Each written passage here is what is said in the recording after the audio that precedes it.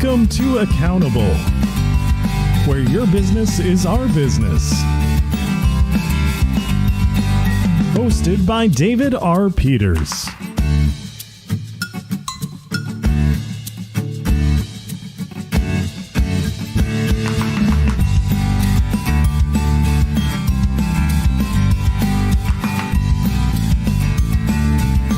Hi, everyone. Welcome to Accountable, the podcast for CFOs by a CFO. Hey, my name's Dave. Thank you so much for being here this week. We have a fantastic topic. So one of the things that I think that this profession has really struggled with, and it's no secret because it's all over the place, we have been struggling with getting talent out of schools and into the accounting profession. We just have not had a real good pipeline here over the last few years. There has been a shortage of good quality candidates coming out of schools and coming into the accounting profession. And, we're talking about this all over the country. I teach and speak all over the country, and this is definitely the topic that a lot of practitioners are talking about. And so today, what we're going to be talking about is we're going to be talking about inclusive hiring. And more importantly, how do we make our workplaces places where people want to be, where they want to be a part of our team and a part of what we're doing. And we have an outstanding guest here today. So someone who I am excited to talk to, Kat Kibben, who is a writer, a speaker, a CEO for 3 Ears Media. I believe that is correct. And so they are here to talk about this idea of inclusive hiring. What does that mean, and what can we do better? So, Kat, thank you so much for being here on Accountable. Thank you for having me. I'm so happy to be here. So, Kat, I have to tell you, we were talking a little bit here before we hit the record button about how, you and I, we both speak all over the place. We talk to people all the time.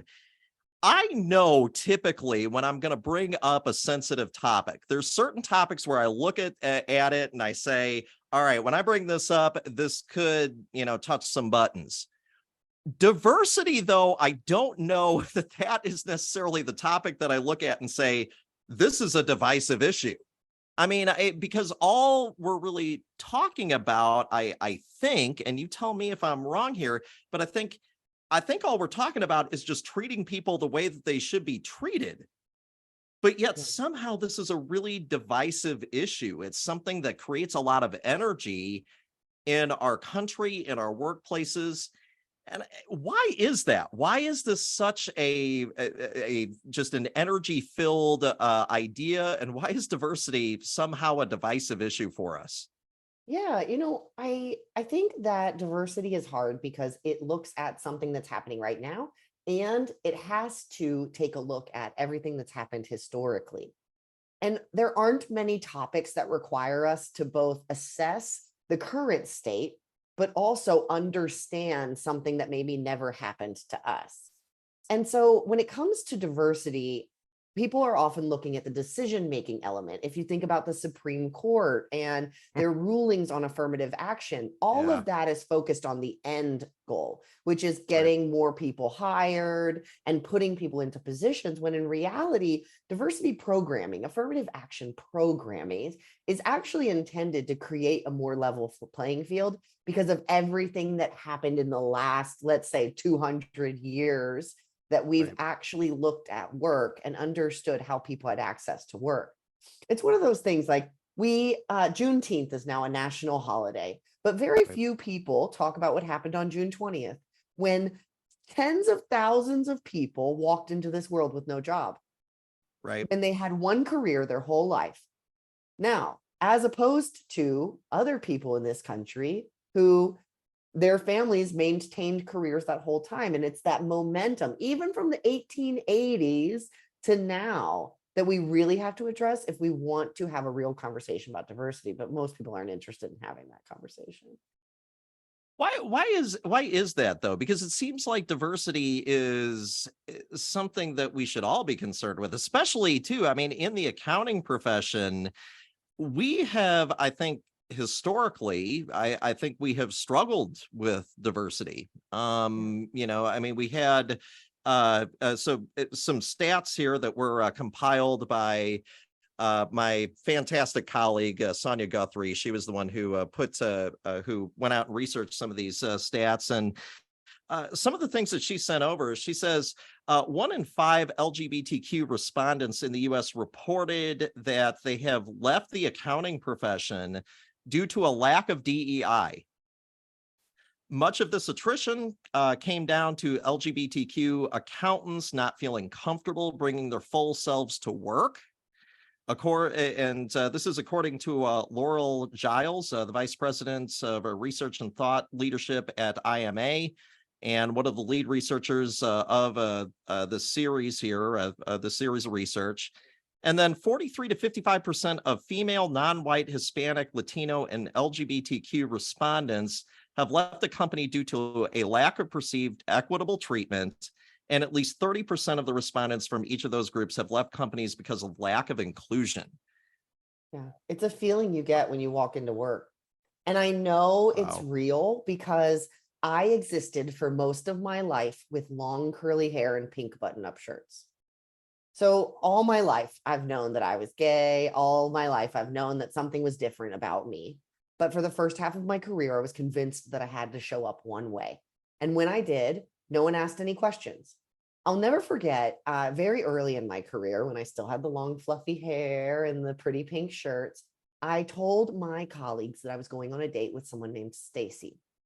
And my colleagues automatically gendered that person as male, even though it was the 2000s. And I don't know about you, but I haven't met a lot of men named Stacy in the 2000s. Like maybe in the 70s, there's like a handful of them, but not exactly a popular baby name in the 2010, 2020s. True, true. And then one day I decided that I was going to give myself a haircut. And there's a whole story behind it that's probably not appropriate for podcasting, but I took a pair of scissors to a ponytail and I have very curly hair. And when you do that, you have a very bad haircut, long and short of it. So I went into a stylist and the only haircut they could give me is the haircut I have today. And I can tell you without a doubt, I was treated differently from that day forward. I was treated differently when I walked into a bathroom and I got a double take from the mom who's standing over the diaper changing station. And you better believe it felt different when I walked into work and they just weren't expecting the person they saw on the other side. And as much as social media and our reputations sometimes precede us, if you work in a line where you're out in front of people and you're using social media a lot, I don't think accounting is one of those professions. And so often people will show up to the interview, or maybe even they're showing up to their first day and they haven't met everyone on the team and it's just not what people are expecting. That's often what I hear even from parents who have a hard time when their kids come out to them. It's because that's not what they expected for their child's life and they feel some kind of fear. You know, the more I think about it, when you mentioned why is diversity a hard topic, why is it hard? I think it's because there's some level of fragility between our expectations and reality. And I say that with a lot of gentleness because I know even the word fragility will inspire some feelings. But here's what's happening and what I see happen, and the conversations I happen to hear a lot, is that we all want a good job. We want to make great money. And anything that stands in the way of us getting a great job or being happy, we see as a threat by nature, right?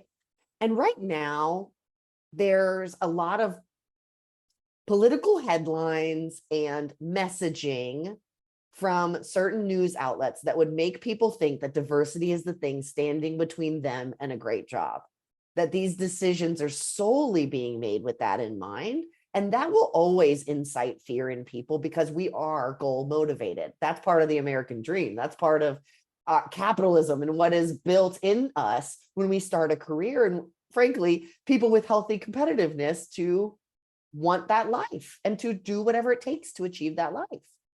So diversity on some level is something that keeps me from my livelihood.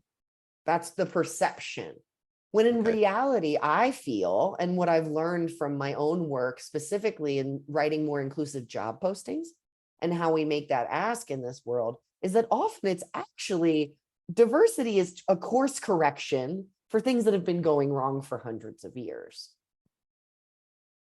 I think that that's interesting. Now we should say that that is your specialty. You're helping folks write better job postings that are going to attract talent.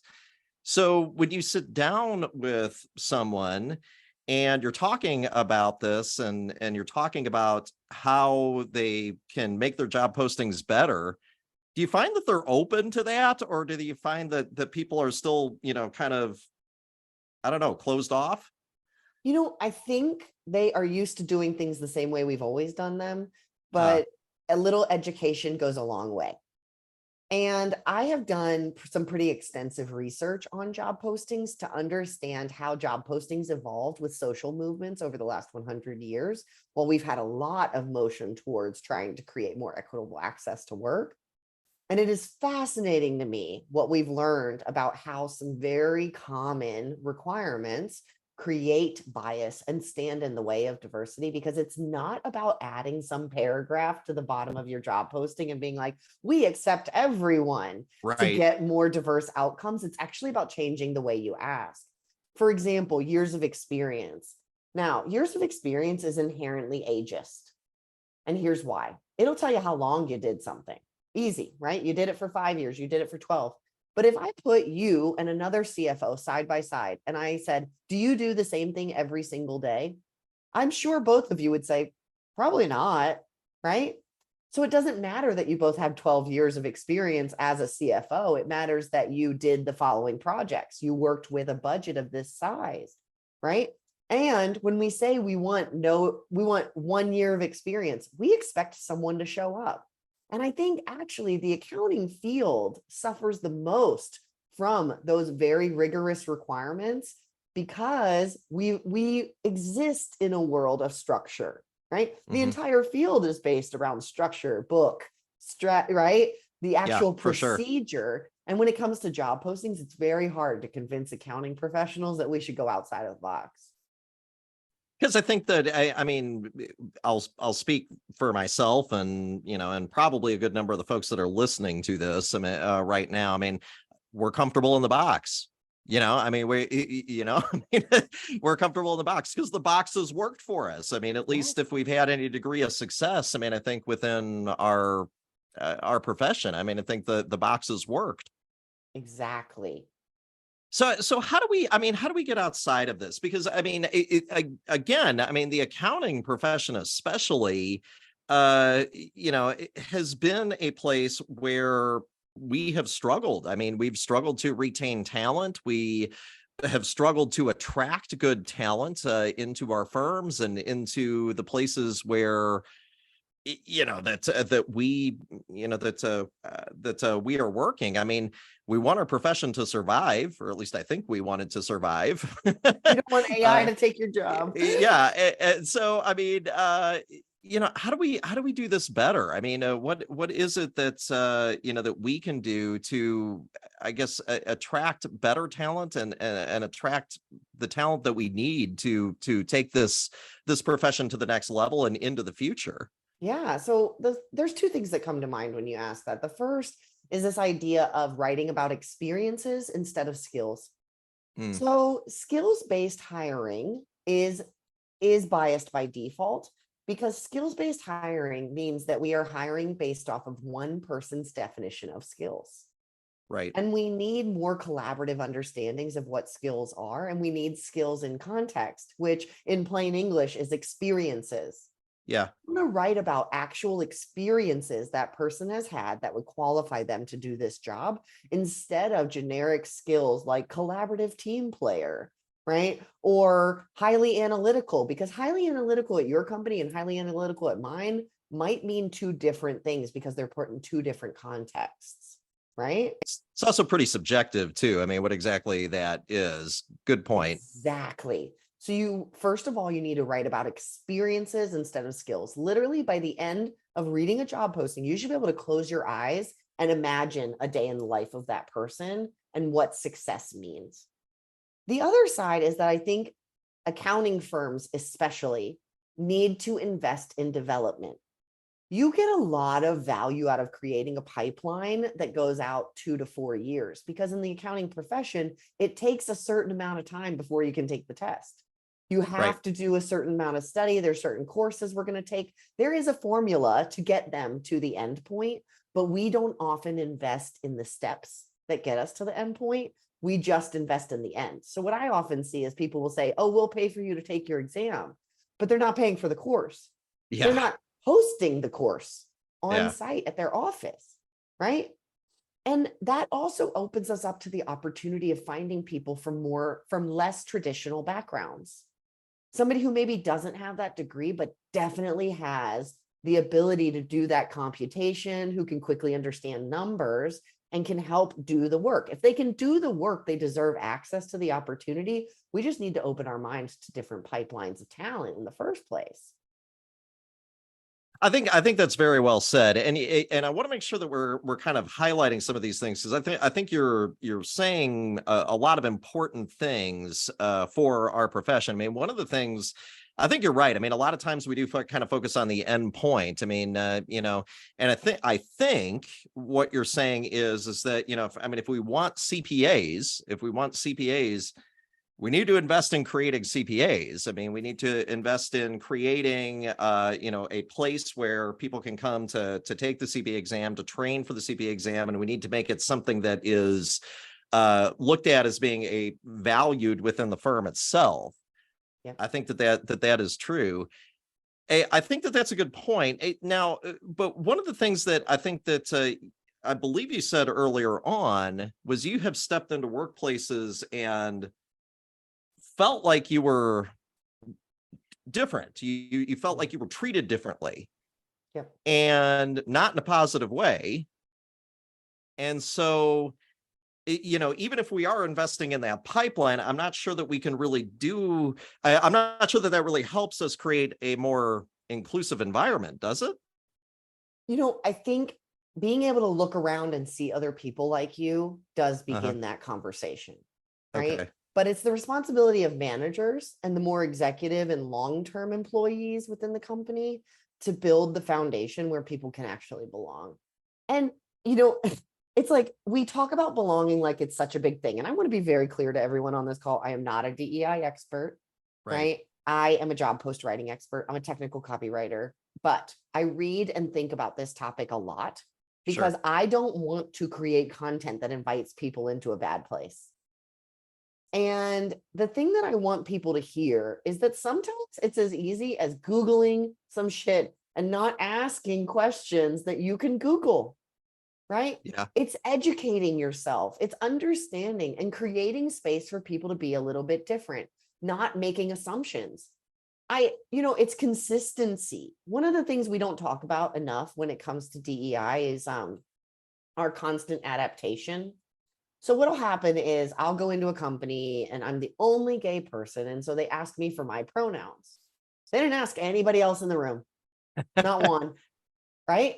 And it's the subtle cues that tell you. And so by educating your senior staff and your managers on different topics, by creating constant communication and education, I think that's how we begin to standardize how we treat everyone.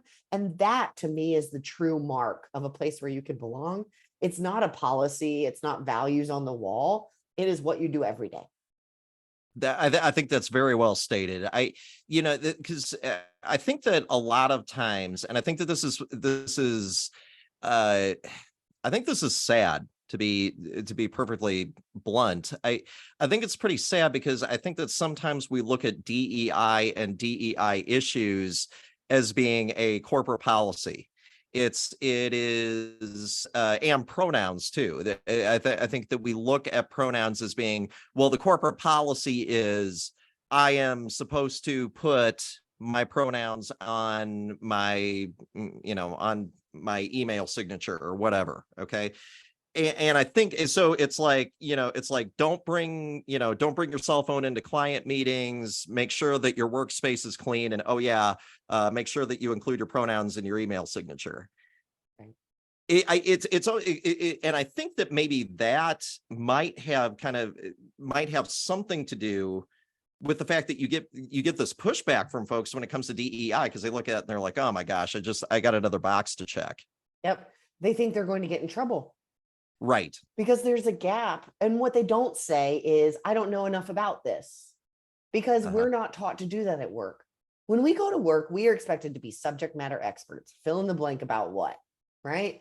You can be the finance expert, you can be the social media expert, whatever you decide to do with your life. And when we say, you have to understand this about other people, and there's that othering effect of like, this applies to them, not to me. And we apply policy without education, the consequence is ignorance and pushback. The consequence is that people get upset because they feel like it's not for them, when in reality, better hiring is for them. Better culture in that company is for them. And frankly, it sets the precedent for their future too, and their family.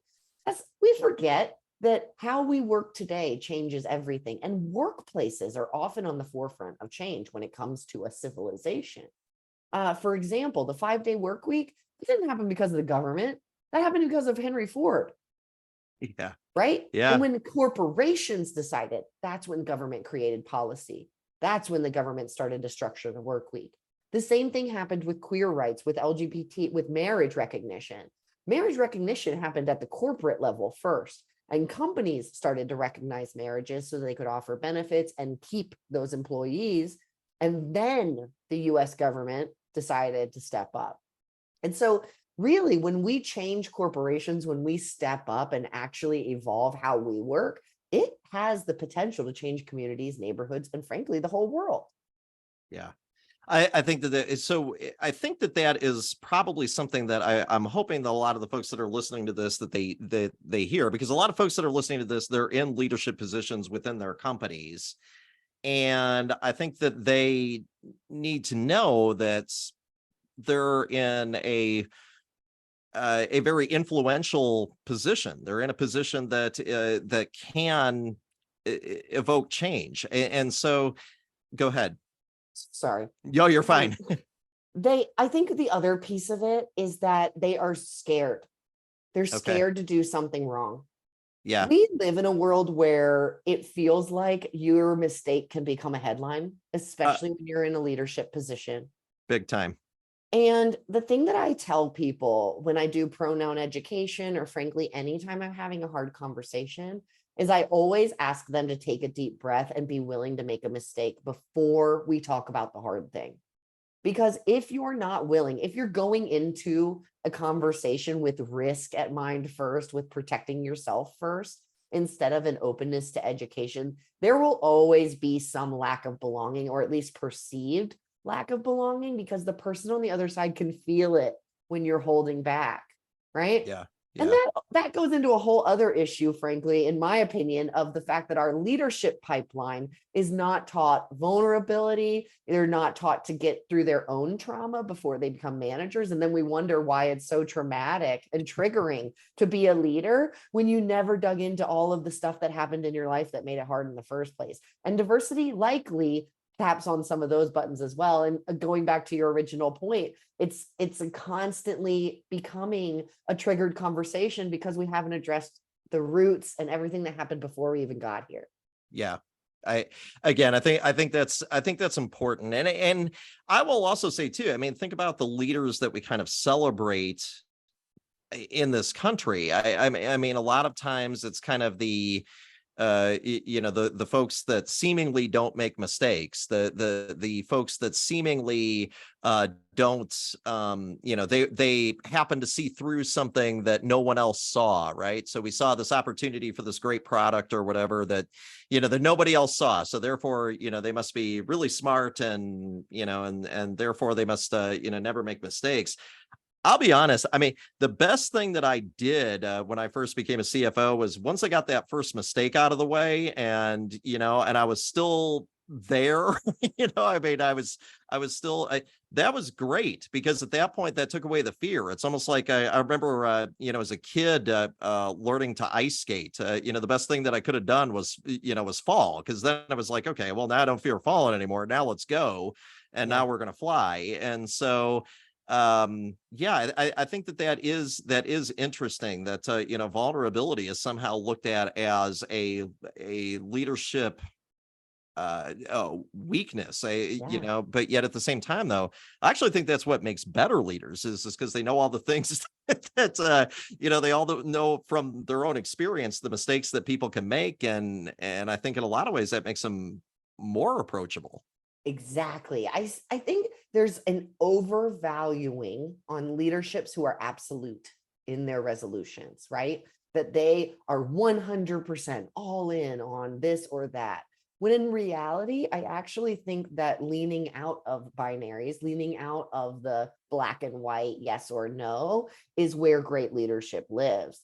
I grew up in a military family, right? Both of my parents were active duty Army. So you can imagine the rigor and structure that is implied with being a child of two military officers. And Right. I lived in a world where everything was yes, no, well, yes, ma'am, no, ma'am, Right. right? It was this or that. There was no half winning. And there aren't a lot of things that you get to half win in life. And when I moved into a leadership position, running my own company, right? I had no one to look around to, no one to ask advice of. And all of a sudden, I realized there is a lot of gray when it comes to leadership, or at least the kind of leadership where we're actually focused on humans and not just results. Yeah. Yeah, absolutely.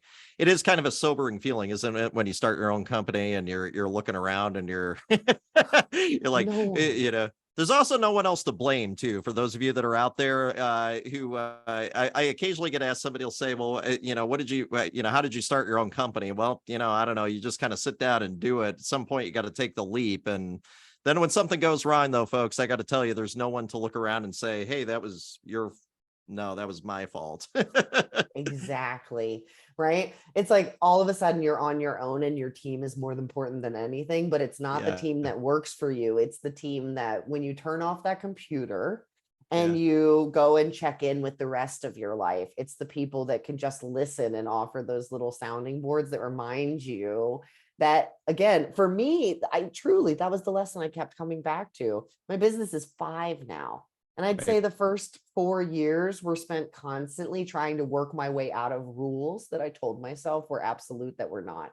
Rules that were not true, but I held myself to that standard because I thought that's how it was supposed to be.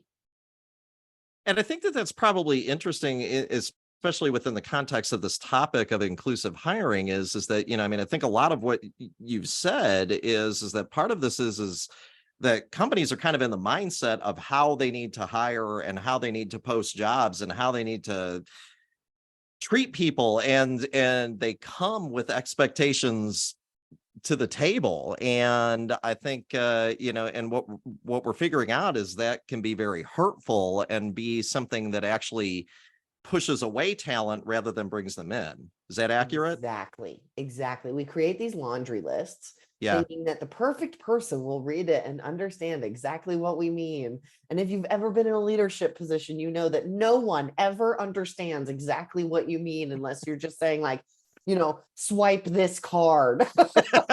Yeah, yeah. Once you get beyond that, then it becomes a little bit more complex. No doubt about it. I think that so I mean, is this one of those things where you're either sincere about being kind of welcoming or you're not? Or are there things that you can train? Are there things that you can do to create a more welcoming environment? Or is it one of those things where it's just like, I mean, you're either sincere about this, like, hey, I'm sincere about bringing people in and bringing in making them feel welcome, or I'm just not. Yeah. Is Well, there a training that can happen there? I do, but I think it's less about DEI training and Okay. more about human skill trainings, training about critical conversations and how to have hard conversations. It is doing the work to reflect on where your beliefs come from. It's going into engagements. One of my favorite DEI activities that I've participated in is where they line everyone up and they ask you to take a step forward or a step back if that thing applies to you. Because what often happens in that experience is that you realize that the people you thought would be ahead of you are sometimes behind you. The people who you maybe thought that you had it worse than are right with you. And there are people ahead of you that you thought would be somewhere else, right? And it helps us understand that a lot of little things add up in order for things to change. And ultimately, I think that's my philosophy on building a company where people can belong, is that we do a lot of small effort over time. It is not absolute. It's not one policy. It's not one thing you're going to do. It is a gradual movement, and basing your success off of everyone getting it is a recipe for failure. We're going to move the needle. We're going to do better, and doing better every day is what I think has the most influence than a one-off project during June when you hang up your rainbow flags outside. Right. So, I mean, it sounds like you believe that there's a way for us to create, because we have to start somewhere. And I think from a lot of, for a lot of CFOs, and at least a lot of the people that I talk to out at conferences, and probably a lot of the folks that you talk to as well that are professionals out there, this seems so big.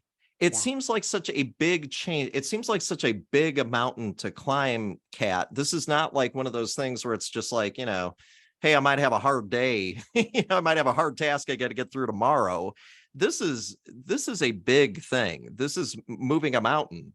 Or at least I think for some of us, I think that they feel that way. Occasionally I'll run into some CFOs that, that'll say, well, Dave, change at my company is just really hard. It's hard. And I feel like I can't really do it, even if they're in leadership positions, by the way. I mean, even if they feel like, even if they're in, the vice president role or whatever, I think that they feel like it's so big. So are there things that they can do now? Like, are there things that the listeners could do that they could implement today? Yeah. Well, I think the first thing is that when people come to them and say change is hard, because it's often not the CFO saying change is hard, it's people telling them that, right? True. It's people telling them that there's no budget or there's this or that. And I think we just get socialized to believe that change is very hard. Right. And I would say that change is actually pretty easy if you ask a lot of questions instead of approaching every problem with prescriptions.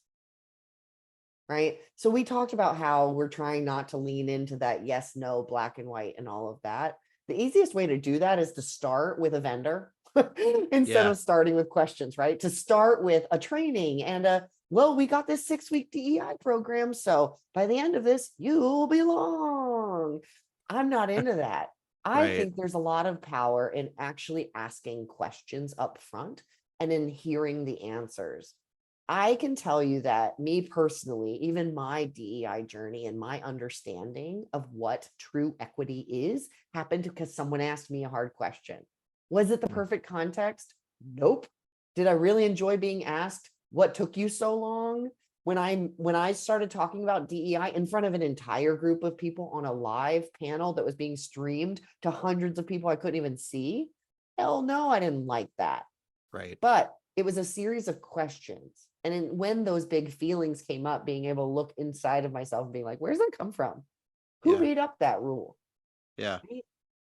And I think CFOs in particular have an incredible opportunity because they are often seen as very even-keeled.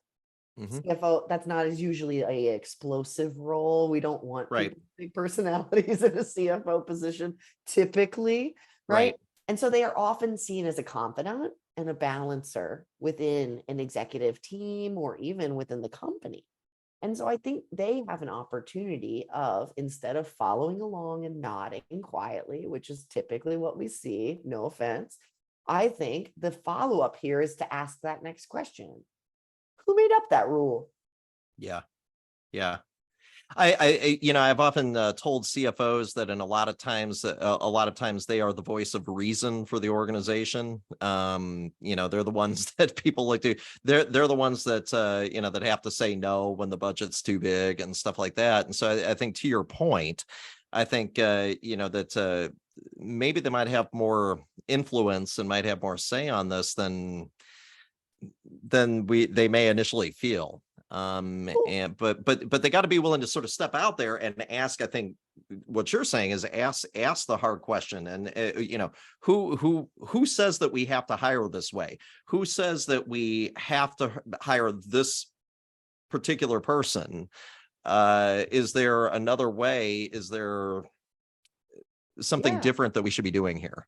Well, I think that's what's beautiful about financial people and how they think. Okay, so I grew up around a lot of quantitative people. I am a writer, but every single other person in my family has something to do with me, right? So my mom's an accountant, my brother's an engineer, right? They are very focused. And what I love about quantitative people is that they're usually working backwards from a destination. And they're asking really good questions about understanding all of the inputs and variables that might impact us getting to that final destination. And so what I would say to a CFO is, when you're hearing these conversations and these questions, you can ask, where do we want to end up? Yeah. What's the bottom line here? And start to create a budget, and I'm air quoting budget. Right. What are the variables? What are the accountability and elements that we need to ask questions about and understand in order to get us to that bottom line? And often it's about helping people understand that the finish line they think is the finish line is not actually the finish line, right? So for example, I'll go into a company and they'll say, oh, we want to hire 100 Black professionals in our tech organization because we want to have the most diverse tech organization in Silicon Valley. And I'm like, that is wonderful. Is hiring 100 people your goal, or is retaining those people your goal? Is creating better balance and equitable inputs in creation your goal? Okay, I don't think 100 is the question. Yeah. Right? Yeah. And working backwards. And again, I just think that a quantitative mindset and a financial mindset, your skills and your experience actually really lends you to being a valuable and critical part of that decision. But but you would have to have that end goal. I mean, you would have to find value in diversity, though, to see that end goal, right? I mean, if you don't see the value there, then I don't know. I think that that you're going to struggle. Exactly. And the value to me, just as my POV on diversity, is that if our business accurately reflects the world around us, we will more accurately create things that serve that world. And that makes every company more successful because it means that your margin is larger and your access, like your ability to solve problems, is much bigger because you have people who are thinking like your consumer. It's the same reason why you hire people who've worked in the same industry before and why you would hire people with certain kinds of expertise. It's because they are familiar. If you have no one who's familiar with a certain archetype, how people think, how people live, you can't create for that group. And frankly, the best products impact everyone, not just a small sliver of the total population. And I think that's important to point out here because you've said that a couple of times, and I think that that's an important point to highlight is that when I think a lot of times when we were talking about inclusive hiring, that a lot of times we're talking about we think that it somehow is going to be helpful to just kind of the small group of people that are looking for jobs, and that's not really the case. I mean, ultimately, inclusive hiring helps everybody. I mean, it helps, it helps our company, it helps us personally, and also helps, this world that we live in. It helps our profession. And it's not just limited to kind of the candidates that happen to be walking through our doors. Yeah, well, and I think it even goes beyond that, right? It helps our community because when our businesses are more profitable, we put more money back into our community and other local businesses. And it makes people better, right? It makes us better at understanding the people we love and being able to invite them and grow. And like in my mind, it's like, I'm not just making work better for me. I'm making work better so that my nieces Yeah. they're 3 and 8 months right now. And someday when they're 33 and 30, they'll be able to come into this world and be able to go to work without worrying about who they are standing between them and a great job. I want Yeah. them to never worry about who they love becoming something, a secret in their life because they want to be successful. I want them to not have to worry about the same things. And so, as much as we want to pretend this is for us and our business today, I think, like we were saying this whole time, there's just that bigger impact of actually creating a workplace where we would want our children to go. I think that that's an outstanding vision, and I mean, if folks are listening to that, I mean, if that doesn't get you fired up, frankly, I don't know what would. The opportunity to create a better world. I mean, not just for you. I mean, for in the current kind of state that we're in. I mean, creating a better environment for the folks that are to come. I think that that's a powerful vision, for sure. What would you say to organizational leaders who are scared of getting this wrong? Because I think a lot of us, we look at this as diversity as being a very, as we've said, I think rightly, as being a very sensitive topic, a very potentially divisive topic. So I think it's natural for us to kind of worry about getting this wrong. What would you say to those folks? Any advice? I think I'm going to say this and it's going to come across blunt, but I feel it strongly, is get over it. Okay. For hundreds of years, people have been kept out of jobs they were very capable of because of who they are. Right. Whether they were gay, whether they were a person of color, Black, brown, for a million different reasons, people have been kept out of work because artificial walls were created. And your fear is yet another artificial wall that can very easily be torn down. We can't erase hundreds of years of slavery. We can't erase the fact that our parents did not have equal access to land or property, and that it fundamentally impacted their ability to be able to pay for us to go to college or help us have access to different education. But you know what you can do? You can look yourself in the mirror and say, why do I feel like that? And what work can I do?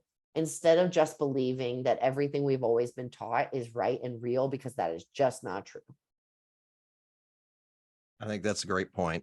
And I want to be really clear too, for anybody listening to this, like, I am not some woke, I grew up with hippie parents. Like, I would like to be very explicit about the fact that, my family, they were farmers. Half of my family were farmers in North Carolina, rural North Carolina. We did not have a street name when I was born. Okay.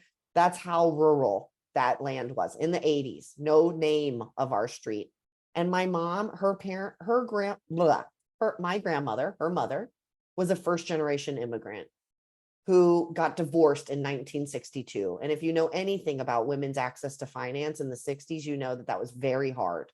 All right. Yeah, both sure. of them lived below the poverty line, and they have very conservative values and have always thought that, well, I worked just as hard as everyone else, so clearly I deserve just as many opportunities. And there's been a lot of unfolding, undoing, unlearning in my life to be able to stand here in front of you and have this conversation. And I know there is so much value in that, because our institutions are what's broken, not you, right? We grew up in a society where the institutions were built around those philosophies that, we didn't have equal this and and it's and a lot of extremes. And in order for us to change, in order for this world to change, it's a lot of individuals doing a little bit of work and corporations doing the work to put money, energy, and time behind it and to make time for that space. We can't change if we don't change ourselves. It starts with us. I mean, I think that is where is what we've talked about here today, is that, I mean, I think that's actually a great message. Get over it, because if we don't get over it, who's going to do it for us? I think fear has never had good consequences on this nation or this not world. At all. Good point. I can point to a million examples in history and everything else that would show you that people who act in fear don't create the better place, that they create a lot of consequences that will hurt people for a really long time. What we can do right now is to stop being scared and to start getting into the change. I think that's a great message, and certainly something that that our listeners, that they need to hear, and that I think for a lot of us, I think that if you're struggling with how to do this within your organization, I mean, the solution may be just to start. It's just a start. Is just to start with a conversation. Start with one thing. Don't I think that's what's the old expression? How do you eat an elephant? One bite at a time? Isn't that? I think that's what somebody told me once. Although I don't know who's eating elephants, by the way. I don't know who like. They might look down on that one. Yeah, we might look down on that one, but no, but I think that I think that that's that's the important thing here, folks. We just got to start doing this because the future of our loved ones, the future of our profession, the future of our world, I think in a lot of ways, I think really depends on this. Exactly. Kat, I think that we've given folks a lot to chew on here. If folks would like to get a hold of you, how might they be able to do that? Yeah, so I am the only Katrina Kibben in the world. Yes, Katrina like the hurricane. So if you spell my name right, you will find me. If you spell my name wrong, you will find a priest for the U.S. House of Representatives, and you'll know you are definitely in the wrong place. There you go, folks. I mean, so anyway, Kat Kibben, Kat, it has been outstanding to talk to you. Thank you so much for just your insight and just your honesty, because I think that this is a great topic, and I think it's something that we, not only in the accounting profession, but I mean, in just as business professionals, it's one that I think a lot of us are just, we're trying to our best to figure things out, and we appreciate your insight and just everything that you've been willing to share today. So thank you so much for being here. Thank you for having me. I really enjoyed it.